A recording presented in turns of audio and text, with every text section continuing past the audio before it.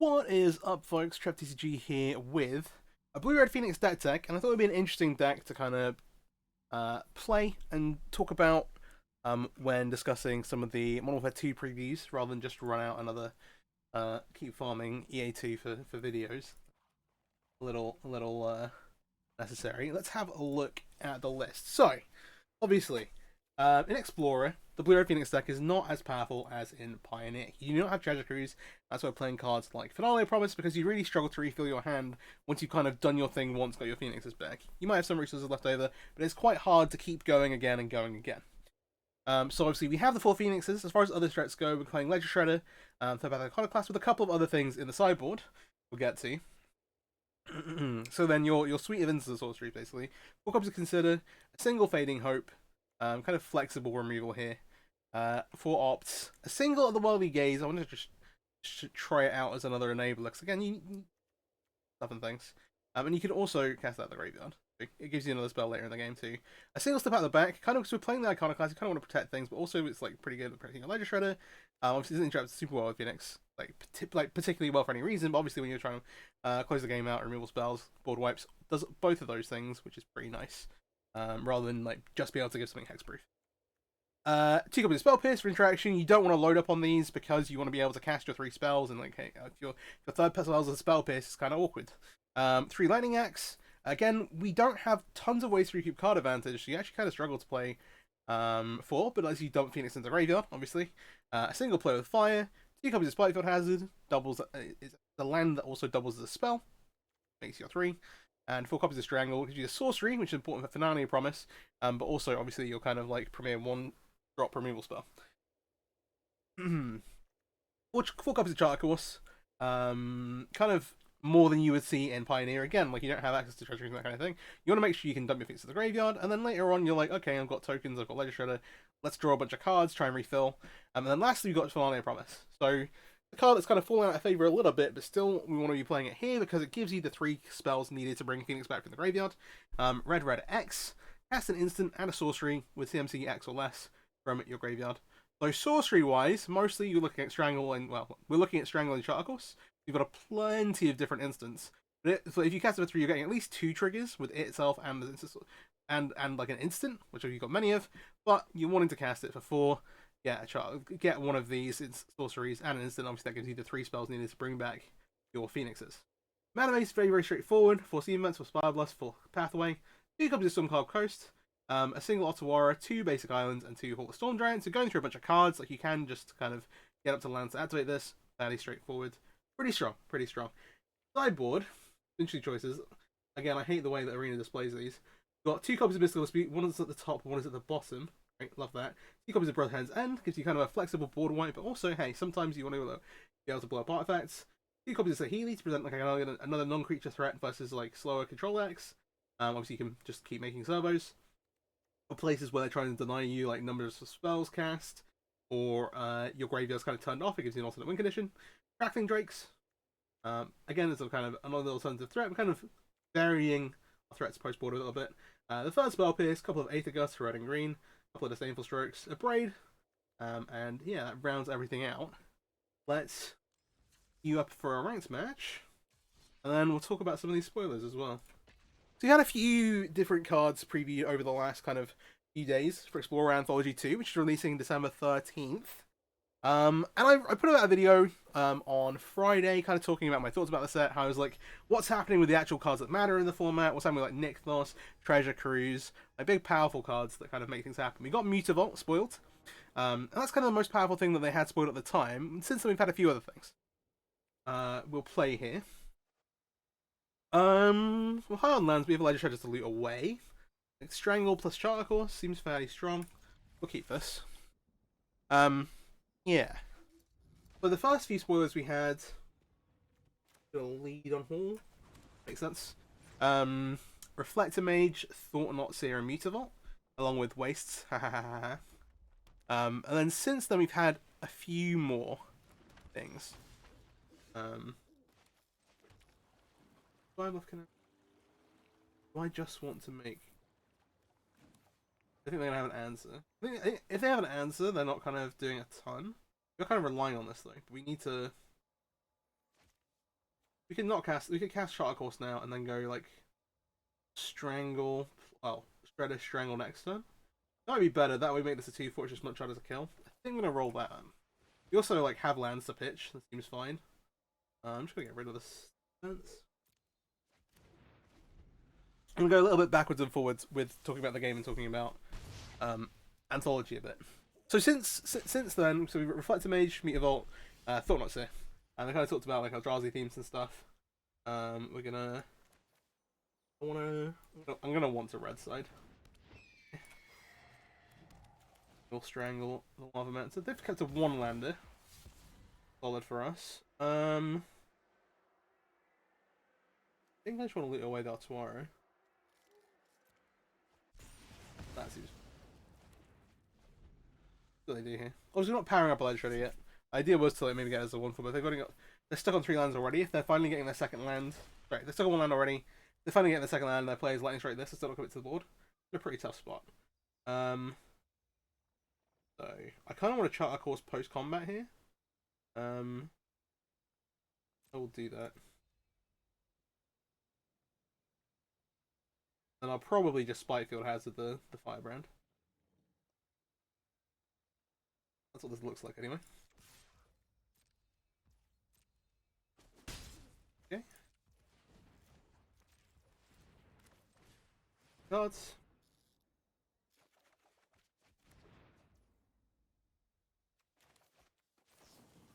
Fire this off. I actually do want the second Ledger Show because we don't have much going on. I think I'm just going to discard this Fading Hope. We should have to be able to kill whatever they play, pretty much. I'm fairly happy with how this is going.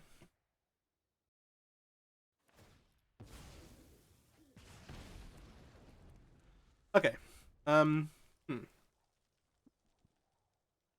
Back to EAT spoilers. So since those first 3, we had Corsair Prefix. Fair enough. Again, not really a Pioneer staple or anything. Fire Impulse, obviously, red removal spell of choice in Pioneer, so it's a great addition to the format. But it doesn't really change much. Like, the removal spells we have in red are fine. Like, the ones we're playing here are all okay. I'm gonna Ledger Shredder, opt. I don't really mind leaving this Firebrand alive, honestly. They did find a second land, but we're fine with that. I just want to start powering these up. First one. Do you want Iconoclast?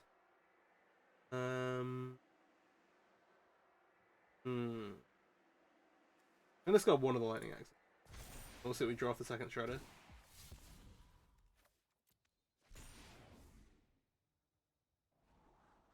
I know that. Especially because we've got the Iconoclast in. Kind of down with this. We'll attack with the one that's not something sick. Have Ledger Shredder. Worst comes to worst, we can discard the land to like. Not really. Unless we still have all the cards we want. Yeah, so Corsair doesn't really change anything. Really. Maybe it lets people innovate a little bit. Obviously, it's an enchantment. You want to play like. Try and like jam a bunch of like. I had this. I messed around a little bit with this like Coco enchantment deck. We were playing like Collector Company with a bunch of enchantment creatures. I'm not block here. Like if they want to use their resources to cover Ledger Shredder, that is totally fine.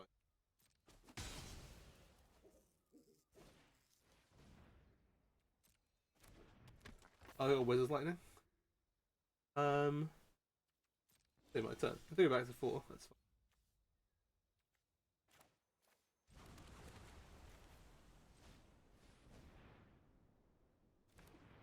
At this point, we're very close to closing it out here. I'm gonna discard Finale just to hold up the Spell Pierce to protect my creatures. But I expect this will be pretty much be able to finish the game. One way or another. There is a shock. We will Spell Pierce. Oh, okay. Fair enough. Okay, win game 1. Eidolon, Fire Impulse. That's sorry, Corsair Prefix, Fire Impulse. The third card is Eidolon the Great Rebel, which is a huge boon to burn decks. But again, like Burn already finding the format, not really making huge waves. It just gives it's a bit of an upgrade. It's what I've been calling a nice to have.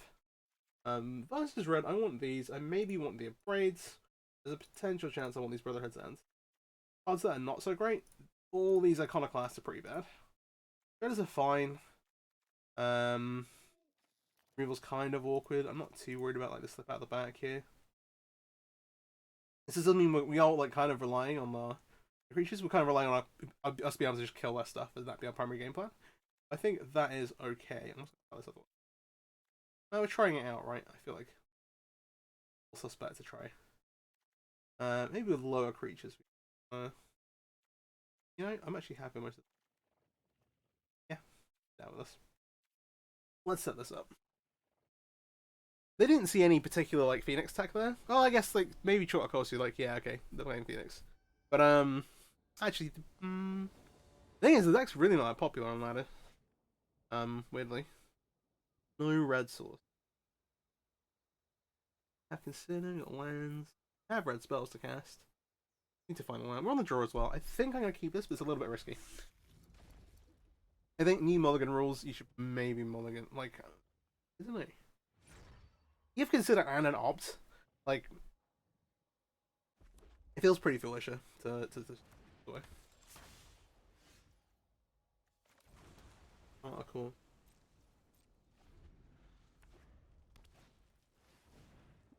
You know. Okay. Like, we are under a lot of pressure, obviously, to find a red source. I like it.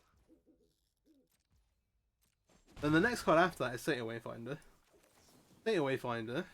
So we have Amazon Greasefang being very dominant in the format already. That's the main thing. And then the other thing that it really does is enable dredge strategies that don't really exist yet. I'm gonna send this off and hope we find a red source. That'll do. I'm pretty sure I'm just gonna wrangle Pyromancer. It's still like to find another red source. Unfortunately, this Holo Storm Planet is going to completely like that. We have the Lightning Axe to discard. A Phoenix should be draw one. I shouldn't. I feel like gambling on getting the second Red Fist Brother is bad, and we should just kill the 2-power creature here. Basically. We'll see how it plays out. We'll see how it plays out. Yeah, Corsair, Eidolon, Fire Impulse, State Wayfinder. Sweet. A bunch of sweet cards. A bunch of cards I really like, but not, again, making like huge waves in the format. There's like slight upgrades or like, oh, maybe something will play this. I'm gonna pass here.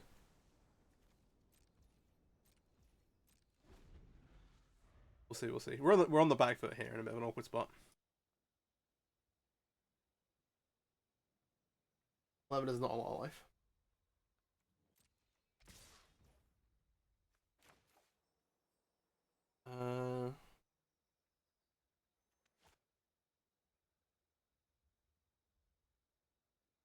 Lightning Axe is so awkward. We use a 1-mana spell, we get to Spell Pierce potentially. What are the chances we get value out of that? Oh, if they go like light up the stage or something like that. I think that's reasonable. I think trying to save this to Arrow Phoenix is rough. The target here, discard the Brother's End. We have another kill spell already, and we're kind of relying on getting double rest. Again, we're trying to get a double red for this is going to be hard. But it's far from guaranteed. I'm expecting something like a light up the stage. Skewer. The 7. They have like second skewer. Stop this then. Don't want to deal with that. We want the Brave for the creature. Fine. Lightning Axe. I'm gonna run out of Charter Course here. Find. Really tight on mana, so I maybe want to get rid of Charter Course. We're looking to maybe axe it. Actually, no, we're looking to axe it. They're no real if about it. And then that can steer into. Really depends what their hand looks like. Finding this like wizard. Okay, I think this is fine. I'm also kind of making an assumption they're playing Wizard's Lightning. No, they must be because they're playing Pyromancers.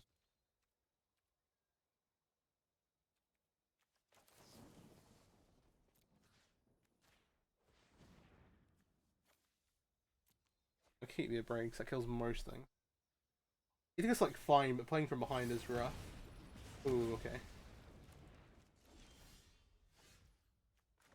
This can. No, he does get Charcoals plus Ops. We need another red source. Oh, we have the Storm. Oh, I have to cope. Drawing one. And yeah, played one. We have actually. I do take this. Kind of gambling on having a like hasty creature. Although hasty creatures do damage to us. Okay. Pass. Lightning Strike will do it. Okay, we get to be on the play for game 3. And yeah. Yeah, in the video I made, I talked a little bit about how all these cards that Wizards have shown so far are kind of great, but other than Mutavault, don't really change the format a ton. And even then, like, even still exists on Arena, like, it does buff something like maybe like Fish, maybe provides an archetype there that didn't really exist before. I'm really liking how we saw it. We saw 3 mana instants in that deck, so I kind of do like the Spell Pierces now, especially now we're on the play again. They're a bit more online. Wasn't super impressed with anything else, and I don't think the deck's actually because. I'm trying to think about how I feel about Brothers End. I think it's fine. It's just a little taxing on our mana more than I thought it would be. To be honest, nonetheless, kind of playing it.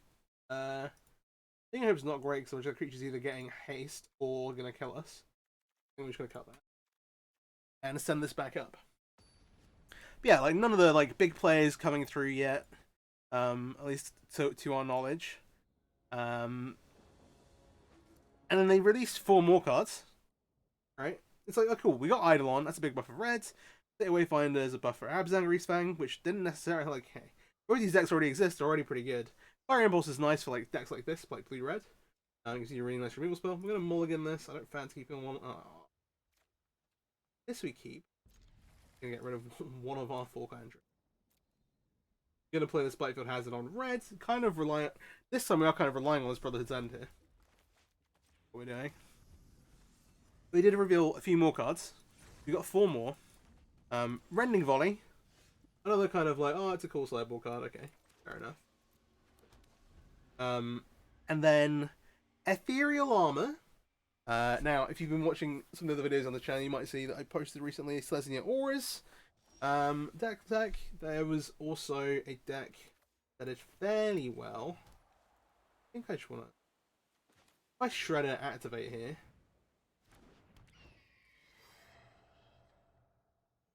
I get punished by Lightning Strike. Break it. I'm gonna do this now so it can't get Lightning Strike. But yeah. That's I want this. I don't want the hole, but I do want this to be a 2/4. You can pitch the hole later, I think. Gets resolve opts 2. I kinda do want Spell Pierce, but like not right this second. Actually, I think having one is good the way the game's playing it. If they make Bone Crusher Giant here, while we do have options to kill it, it's like, okay. We know they've got a bunch of like expensive instants. Yeah, Ethereal Armor, which is +1/+1 for each enchantment you control, and First Strike for 1 mana. Very powerful, you can tutor it up with Light Paws. Is a big buff actually. An Explorer for the Selesnya Auras deck. One of the big cards it was missing. But again, that deck's like kind of like tier 2 in Pioneer. It did do pretty well Atlanta Regionals. Mostly because I think you get to really prey on the green decks that were quite popular in that tournament.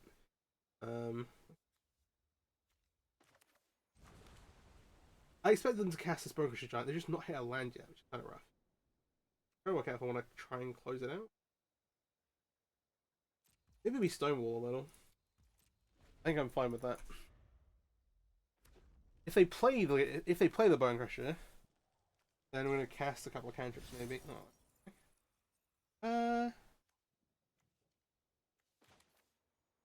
Consider a response. Play with fire. We'll draw that. Spell.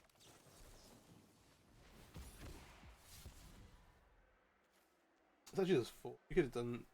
We could have actually played with fire the game Lava Mans. Like if we draw a land or something. The problem is that this Brotherhood's End still our best way to deal with. I'm gonna discard it. Keep playing. Brotherhood's End is still our best way to deal with the Brokerage Giant, and this without taking damage off the Giant too. Like we don't want to have to burn a kill spell on this space. Don't have to. Ooh, interesting. I actually really like this. We're gonna get to attack with Ledger Shredder, cast Charcoal, let's trigger both, make them both 4 toughness, and then be able to Brothers. Ideally, the plan is Brothers. One away. Which one is this? I want this one to be. This one we maybe. Oh, actually. We're like pretty close to being able to hardcast, and no real way to refill. We've used most of our grip already. I'm just got the Sky Bucket now. Because we also have these in play that we can, you know. Not committing the Bunker Strap for reason. What is it going to have? Lightning Strike? Great. They're not up for it. Well, that's going to be it.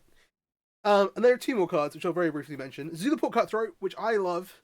It does actually create some new it does like give you some new archetype on Arena. It's just not one of the kind of like the big ones. I've been playing a bunch of Citadel, and there's a version of that deck that plays Zulaport Cutthroat. And what I've done so far is kind of been using the Wandering, the basically the Explore package, to gain life and kind of get you some card advantage. Zulaport Cutthroat means you don't have to play that and cuts some amount of slots out of the deck. And then the other thing is that we know we're getting some more Eldrazi. We've got Thought Not Seer. We've got Matter Reshaper as well. Those cards still haven't really made any like haven't really made it into a like tier anything deck in Pioneer yet. But maybe with a smaller card pool, it could be quite powerful. Again, you have things like Company. You could play like you could play like something like Bant Eldrazi, that kind of thing. And there's a couple more things. Very quickly, Eldrazi Displacer and Kozilek the Great Distortion. Eldrazi Displacer, one of my favorite cards, like lifetime. Very cool, but not really any kind of like staple, I guess. They're just trying to play into the Eldrazi theme, which is like fair enough, but I'd like them to give us cards that matter. I don't know too much to ask. And Kozilek's a neat one. I've been playing some Aetherworks Marvel recently, and it's a card that occasionally you could play in there. Obviously, we don't have Emrakul, the Promised End. We do have like Ulamog, obviously, Ugin. No, it's a neat option because it gives you some counter spells. But hey, again, not really making waves. So that's kind of where we are. I do think Blue-Ray Phoenix is like decent. You can play it, but it's more of a tier 2 deck, and this is kind of a hey, look, this deck's sweet. But imagine if we had Treasure Cruise in the deck, how good it would be. It would go up to tier 1. Would that be good? Would that be bad? I don't know. Let me know in the comments. Hope you enjoyed the video. TCG, peace. Like, comment, subscribe. Have a great day. Have a great day.